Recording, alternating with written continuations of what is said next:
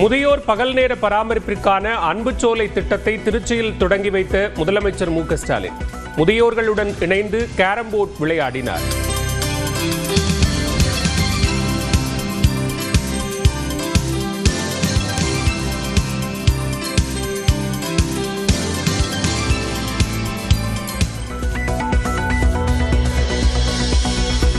இலங்கை கடற்படையால் சிறைபிடிக்கப்பட்ட மயிலாடுதுறையைச் சேர்ந்த 14 மீனவர்கள் விடுதலை செய்ய நடவடிக்கை எடுக்க கோரி வெளியுறவுத்துறை அமைச்சர் ஜெய்சங்கருக்கு முதலமைச்சர் மு க ஸ்டாலின் கடிதம்.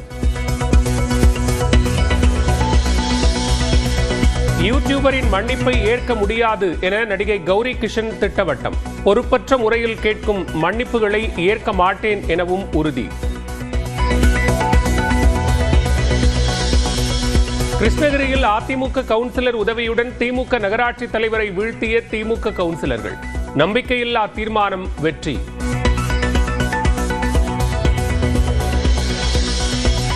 எஸ்ஐஆர் என்ற ஆயுதத்தை எடுத்து திமுகவை அழிக்க பார்ப்பதாக முதலமைச்சர் மு க ஸ்டாலின் குற்றச்சாட்டு.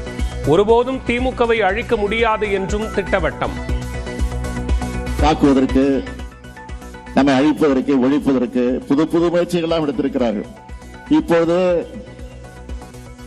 எஸ்ஐஆர் என்று சொல்லக்கூடிய ஒரு ஆயுதத்தை எடுத்து திராவிட முன்னேற்ற கழகத்தை இதன் மூலமாகத்தான் அழிக்க முடியும், ஒழிக்க முடியும் என்று முடிவு செய்து எடுத்திருக்கிறார்கள். இது வேண்டுமெல்லாம் வேறு மாநிலங்கள் வேணா எடுப்பதாமே தவிர உறுதியாக சொல்லுகிறேன், திராவிட முன்னேற்ற கழகம் பொறுத்தவரை தமிழ்நாட்டில் ஒரு காலம் அது எடுபடாது. வாக்காளர் திருத்தத்திற்கான படிவங்களை 8 நாட்களில் கொடுத்து முடிக்கலாம் என எடப்பாடி பழனிசாமி பேட்டி. தவறு நடக்க வாய்ப்பில்லை என்றும் உறுதி. ஒவ்வொரு பாகத்திற்கும் ஒரு PLO அரசு அலுவலரை நியமிக்கிறாங்க. அவள் வீடு வீடாக கொண்டு போய் அந்த படிவத்தை கொடுத்து பிறகு படிவம் பூர்த்தி செய்யப்பட்டு அதை திரும்ப பெற்று சம்பந்தப்பட்ட அதிகாரிக்கப்படுகிறாங்க. இதில் எந்தவித ஒரு காலதாமதம் ஏற்படுறதுக்கு வாய்ப்பே இல்லை. 100 வீடு இருக்கின்ற பொழுது ஒரு நாளைக்கு 50 வீடுனா கூட 6 நாள் கூடுதல் 2 நாள் எடுத்துட்டா 8 நாள்ல இந்த படிவத்தை அனைத்து வீடுகளிலும் கொடுத்துடலாம். அரசு துறைகளில் தற்காலிகமாக பணியாற்றும் மாற்றுத்திறனாளிகளுக்கு போட்டித் தேர்வுகளில் வெயிட்டேஜ் மதிப்பெண்கள் 10 விழுக்காடு வரை வழங்கப்படும் என தமிழ்நாடு அரசு அறிவிப்பு. ஹரியானாவில் 360 கிலோ வெடிப்பொருட்களுடன் மருத்துவர் உட்பட 2 பேர் கைது. துப்பாக்கியுடன் டைமர்களும் இருந்ததால் குண்டு வைக்க சதியா என விசாரணை. பெங்களூரு பரப்பன அக்ரஹாரா சிறையில் மது அருந்திவிட்டு கைதிகள் ஆட்டம் போடும் வீடியோ.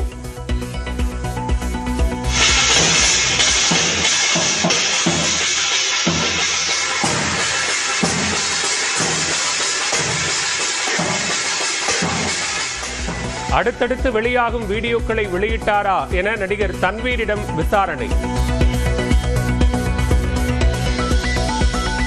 கன்னியாகுமரி, நெல்லை மாவட்டங்களில் நாளை முதல் 3 நாட்களுக்கு கனமழைக்கு வாய்ப்பு. தென்காசியில் நாளை கனமழை பெய்யும் என கணிப்பு.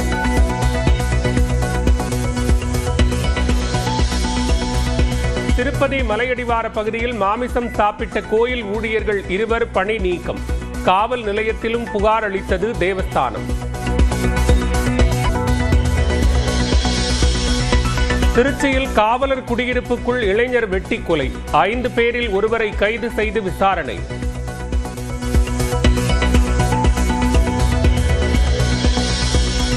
கேரளா, கர்நாடகாவுக்கு இன்று முதல் ஆம்னி பேருந்துகள் இயக்கப்படாது என சில சங்கங்கள் அறிவிப்பு. வழக்கம் போல் வெளிமாநில விரைவு பேருந்துகள் இயக்கப்படும் என அரசு போக்குவரத்து கழகம் தகவல்.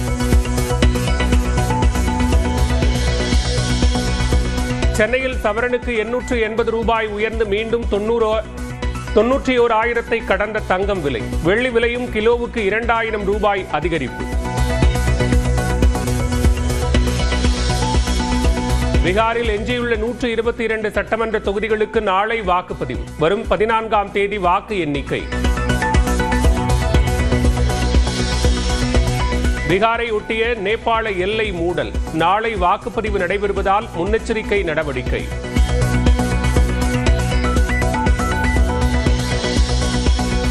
பிலிப்பைன்ஸில் மணிக்கு 230 கிலோமீட்டர் வேகத்தில் வீசிய சூறாவளி.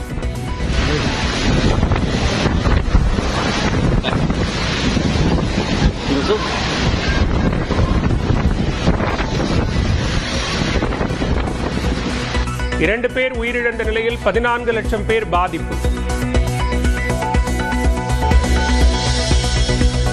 முதியோர் பகல் நேர பராமரிப்பிற்கான அன்புச்சோலை திட்டத்தை திருச்சியில் தொடங்கி வைத்த முதலமைச்சர் மு.க. ஸ்டாலின் முதியோர்களுடன் இணைந்து கேரம் போர்டு விளையாடினார்.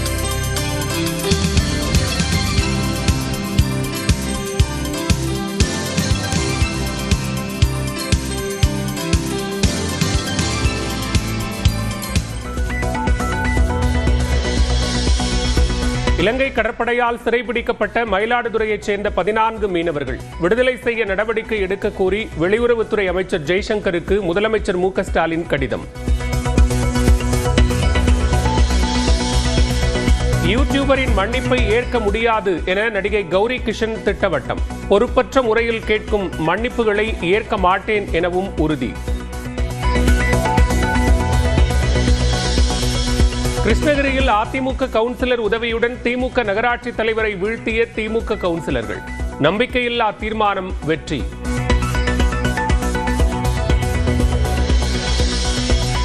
எஸ்ஐஆர் என்ற ஆயுதத்தை எடுத்து திமுகவை அழிக்க பார்ப்பதாக முதலமைச்சர் மு.க. ஸ்டாலின் குற்றச்சாட்டு. ஒருபோதும் திமுகவை அழிக்க முடியாது என்றும் திட்டவட்டம். தாக்குவதற்கு, நம்மை அழிப்பதற்கு, ஒழிப்பதற்கு புது புது முயற்சிகளாம் எடுத்திருக்கிறார்கள். இப்போது எஸ்ஐஆர் என்று சொல்லக்கூடிய ஒரு ஆயுதத்தை எடுத்து திராவிட முன்னேற்ற கழகத்தை இதன் மூலமாகத்தான் அழிக்க முடியும், ஒழிக்க முடியும் என்று முடிவு செய்து எடுத்திருக்கிறார்கள். இது வேண்டுமெல்லாம் வேறு மாநிலங்கள் வேணா எடுப்பதாமே தவிர உறுதியாக சொல்லுகிறேன், திராவிட முன்னேற்ற கழகத்தை பொறுத்தவரை தமிழ்நாட்டில் ஒரு காலம் அது எடுபடாது.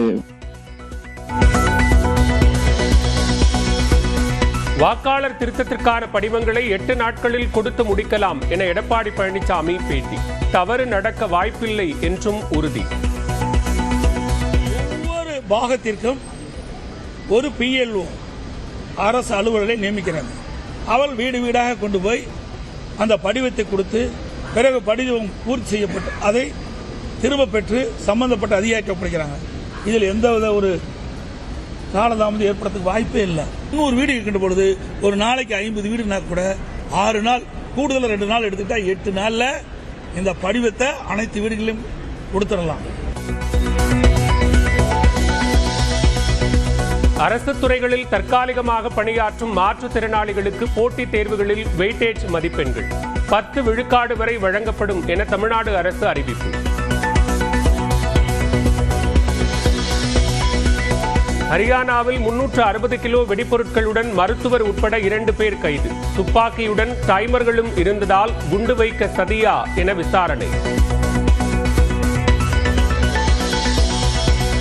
பெங்களூரு பரப்பன அக்ரஹாரா சிறையில் மது அருந்திவிட்டு கைதிகள் ஆட்டம் போடும் வீடியோ.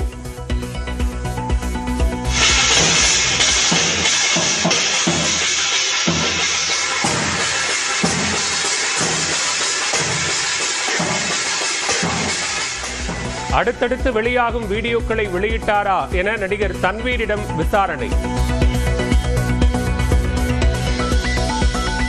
கன்னியாகுமரி, நெல்லை மாவட்டங்களில் நாளை முதல் 3 நாட்களுக்கு கனமழைக்கு வாய்ப்பு. தென்காசியில் நாளை கனமழை பெய்யும் என கணிப்பு.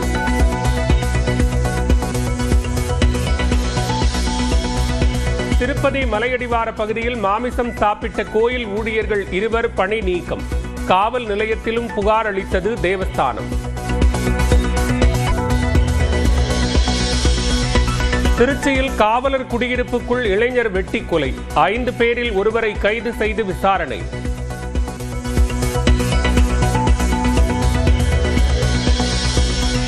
கேரளா, கர்நாடகாவுக்கு இன்று முதல் ஆம்னி பேருந்துகள் இயக்கப்படாது என சில சங்கங்கள் அறிவிப்பு.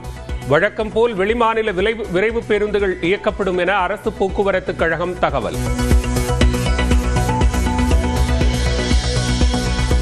சென்னையில் சவரனுக்கு 880 ரூபாய் உயர்ந்து மீண்டும் 91,000 கடந்த தங்கம் விலை. வெள்ளி விலையும் கிலோவுக்கு 2000 ரூபாய் அதிகரிப்பு. பீகாரில் எஞ்சியுள்ள 122 சட்டமன்ற தொகுதிகளுக்கு நாளை வாக்குப்பதிவு. வரும் 14ஆம் தேதி வாக்கு எண்ணிக்கை. பீகாரை ஒட்டிய நேபாள எல்லை மூடல். நாளை வாக்குப்பதிவு நடைபெறுவதால் முன்னெச்சரிக்கை நடவடிக்கை.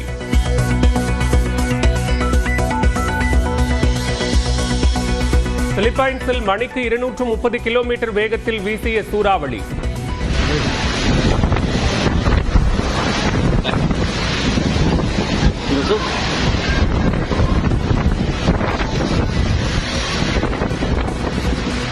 இரண்டு பேர் உயிரிழந்த நிலையில் 14 லட்சம் பேர் பாதிப்பு.